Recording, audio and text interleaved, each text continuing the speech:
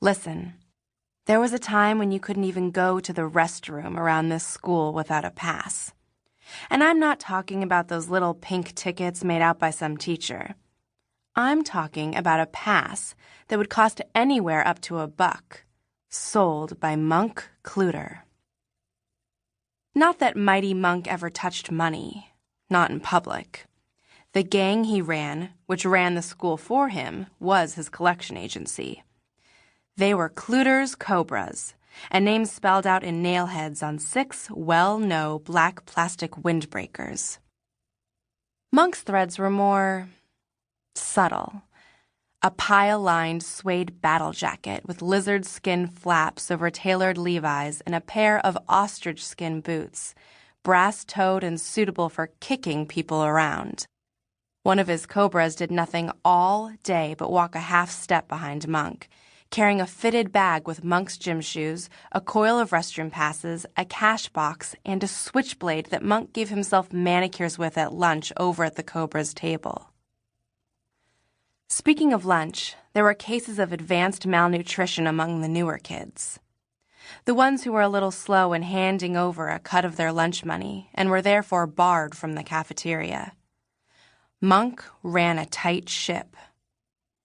I admit it. I'm 5'5", but when the Cobras slithered by, with or without Monk, I shrank. And I admit this, too. I paid up on a regular basis. And I might add, so would you. This school was old Monk's Garden of Eden. Unfortunately for him, there was a serpent in it. The reason Monk didn't recognize trouble when it was staring him in the face is that the serpent in the Cobra's Eden was a girl. Practically every guy in school could show you his scars. Fang marks from cobras, you might say, lumps, lacerations, blue bruises. But girls usually got off with a warning. Except there was this one girl named Priscilla Roseberry. Picture a girl named Priscilla Roseberry and you'll be light years off. Priscilla was, hands down, the largest student in the school. I'm not talking fat. I'm talking big. Even beautiful in a bionic way. Priscilla wasn't inclined toward organized crime.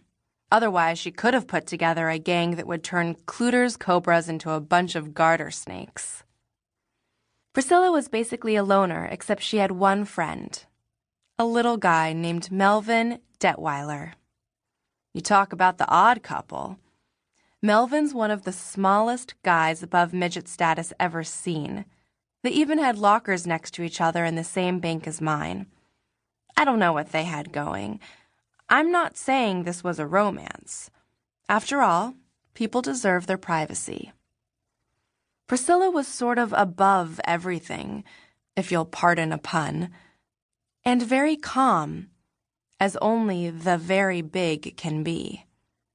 If there was anybody who didn't notice Cluter's Cobras, it was Priscilla. Until one winter day after school, when we were all grabbing our coats out of our lockers and hurrying since Cluter's Cobras made sweeps of the halls for after-school shakedowns. Anyway, up to Melvin's lockers swaggers one of the Cobras. Never mind his name. Gang members don't need names. They have group identity. He reaches down and grabs little Melvin by the neck and slams his head against his locker door. The sound of skull against steel rippled all the way down the locker now, speeding the crowds on their way.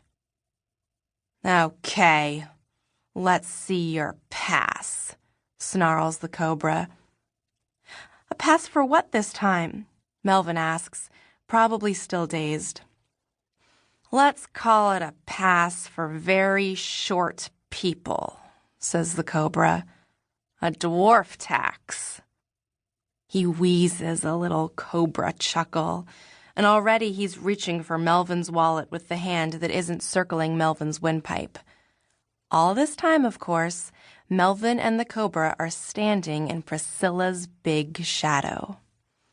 She's taking her time, shoving her books into her locker and pulling on an extra large coat. Then, quicker than the eye, she brings the side of her enormous hand down in a chop that breaks the cobra's hold on Melvin's throat. You could hear a pin drop in that hallway.